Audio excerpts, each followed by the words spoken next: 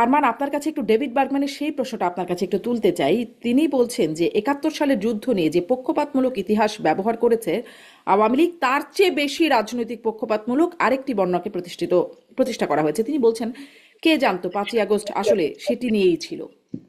এটি নিয়ে আপনি কি বক্তব্য? আচ্ছা, ধন্যবাদ। আমি আপনার প্রশ্নে আসার আগে একটু জাস্ট হচ্ছে তুষার ভাইয়ের তরুণ প্রসঙ্গ নিয়ে একটু জবাব দিই। আপনি প্রশ্ন করেছেন, প্রতি উত্তরে উনি কিছু কথা বলেছেন। আহ আপনি যদি দেখেন, এই যে 5ই আগস্টের গণ অভ্যুত্থান, জুলাই গণ অভ্যুত্থানের নেতৃত্ব দিয়েছে তরুণ প্রজন্ম। আন্দোলনটা শুরু হয়েছে আপনার তরুণদের চাকরিতে কোটা ব্যবস্থার বিরুদ্ধে। আপনি যদি শহীদের সংখ্যা দেখেন, আহতের সংখ্যা দেখেন, আপনি কয়জন 50 বছর বা 40 বছর প্লাস শহীদ পাবেন, কয়জন 50 বছর বেশি বয়স্ক আপনি আহত পাবেন। আপনি দেখবেন যে হচ্ছে যারা আন্দোলনে নেমেছেন, যারা রাস্তায় নেতৃত্ব দিয়েছেন, যারা শহীদ হয়েছেন, আহত হয়েছেন, তাদের 80 থেকে 90% হচ্ছে হলো তরুণ। এখন তুষার ভাই যদি নিজেকে তরুণ মনে করতে চান, মনের খাইশি মনে আমরা নিজেরা অনেকেই তরুণ মনে করতে পারি। একজন 60 বছর বয়স্ক ব্যক্তি যদি মনে করতে চায় তিনি তরুণ, আচ্ছা, সেটা তার কত মনের বছর খাইশি। পর্যন্ত আসলে তরুণ? না, আমি উত্তরটা দিচ্ছি, সেটা তার খাইশ মনের খাইশ থেকে তিনি বলতে পারেন, বাট আপনি যখন হচ্ছে বয়সের জায়গা থেকে দেখবেন বা বাস্তবতার আপনি দিকে আমার যদি কথাটা আপনি বুঝেন না। আমি এটাই বলেছি যে আমি কি যে দাবি করতে পারি আমি তরুণ, আমি পারি না মনের দিক থেকে হলেও। ফলে হ্যাঁ, তরুণের ডেফিনেশন থাকা তো উচিত দেখা ছিল। গেছে যে আপনার সেই জায়গাটা তো আর বাস্তবতার সাথে খাপ খাচ্ছে না। তরুণদের একটা যে বিষয়, আমাদের জাতিসংঘের আমরা সংজ্ঞা যদি দেখি, 18 বছর বয়স পর্যন্ত শিশু।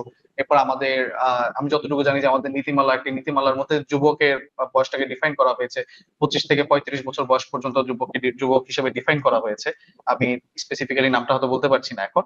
তো এইটার একটা বাস্তবিক প্রেক্ষাপট আছে। আপনি বাস্তবতার বাইরে গিয়ে যদি এখন আপনি নিজেকে তরুণ মনে করেন বা যদি কেউ দাবি করে ফেলে, সেটা তো না আসলে না, সে। এটা এটা শোনেন শোনেন, এই আচ্ছা, ঘোষণাপত্রে আমি তাহলে তাহলে ডেফিনেশন থাকা উচিত ছিল। এই ঘোষণাপত্র কাকে তরুণ মনে করে? হুম। না, ঘোষণাপত্র তার কোনো আইন না যেখানে হচ্ছে আপনার ওই প্রিয়াম্বল আর হচ্ছে আপনার ডেফিনেশন দিয়ে হচ্ছে এটাকে সেট করতে হবে। হুম। এখানে আপনার না, যেমন প্রত্যেকটা ধরুন জায়গায় যেমন ধরুন 50 বছর বয়সে যখন প্রিডিফাইন্ড তারেক রহমানের ডেফিনেশন 50 বছর অলরেডি বয়স, এক্সিস্ট করে। তখনও আমরা শুনেছি তারেক রহমান তরুণের আইডল, তরুণের প্রতীক। মানে এরকম শুনেছি 50 বছর বয়সেও তখন আসলে এখন আর আর ধরেন যদি ওই যুব দল, ছাত্র দলের যিনি যুবলীগ তাদের সভাপতি, দিকে তাকাই, আর সে তো অনেক বয়স্ক।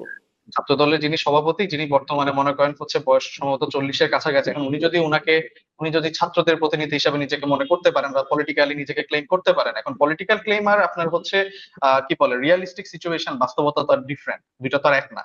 এখন ঘোষণাপত্র তার শুধু আপনার হচ্ছে পলিটিক্যাল, আপনার উইনজিক্যাল পজিশন, উইনজিক্যাল ক্লেমের মধ্যে দিয়ে তার ঘোষণাপত্র আসবে না। তো তরুণদের যে প্রসঙ্গ, তরুণদের দল হিসেবে শুধু এনসিপি কে মনে করা হয়, এটা প্রথমত তুষার ভাই যেভাবে ফ্রেম করেছেন, এটা আমি সম্পূর্ণভাবে ভুল মনে করি।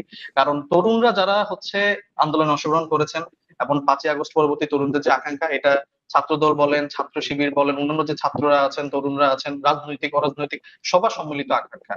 আপনার ঘোষণাপত্রে যেটা বলা হয়েছে, তরুণ তরুণ প্রজন্মের আকাঙ্ক্ষা।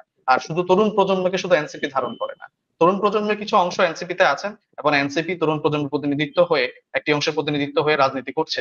কিন্তু এর মানে এই না যে শুধু তরুণ প্রজন্ম মানে এনসিপি। এটাকে যদি কেউ এভাবে ফ্রেম করে, আমি মনে করি বিষয়টা আদৌ কোনো লজিক ধারণ করে না, একেবারেই লজিক ধারণ করে না। আরেকটা বিষয় যেটা তুষার ভাই প্রত্যাখ্যান করলেন, যেটা বিএনপির একটা সেই ইতিহাস না। আমি যদি আপনাকে 75-এর বিষয়টা আমি বললাম যে হচ্ছে বঙ্গভবন আর হচ্ছে সেনানিবাস কর্তৃক ক্ষমতার পালা বদলের প্রেক্ষাপটকে বলা হচ্ছে বিদ্রোহ, যেটাকে বিপ্লব, যেটাকে আমি কখনোই মনে করি না এরকম কোনো প্রেক্ষাপট ছিল। এরপর আপনি যদি দেখেন বাংলাদেশের যে দুঃশাসন, বাংলাদেশের যে রাষ্ট্রগত অর্থনৈতিক অবকাঠামোগত যে দুর্বলতা, ব্যর্থ রাষ্ট্র কাঠামো, এটা শুধু হচ্ছে আওয়ামী লীগের শাসনামল কেন্দ্রিক শুধু এইটা সীমাবদ্ধ ব্যাপারটা এমন না। বাংলাদেশের যে বর্তমান ব্যর্থতা, রাষ্ট্র কাঠামোর যে দুর্বলতা, এটা গত 54 বছরের শাসনামলের ধারাবাহিক ব্যর্থতার ফসল।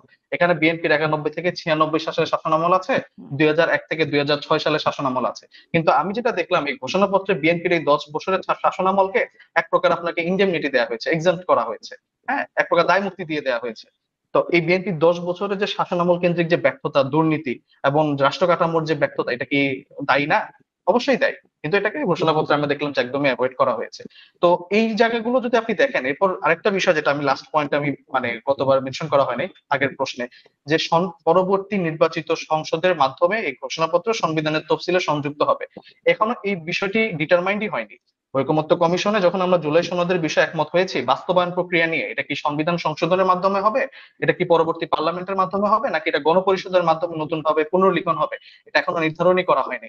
সেক্ষেত্রে আগ বাড়িয়ে হচ্ছে এই যে ঘোষণাপত্রে বলা হলো যে নির্বাচিত সংসদের মাধ্যমে সংবিধানে এটাকে সন্নিবেশিত করা হবে, এটা বেসিক্যালি বিএনপির রাজনৈতিক বয়ানকে হচ্ছে এস্টাবলিশ করা হয়েছে।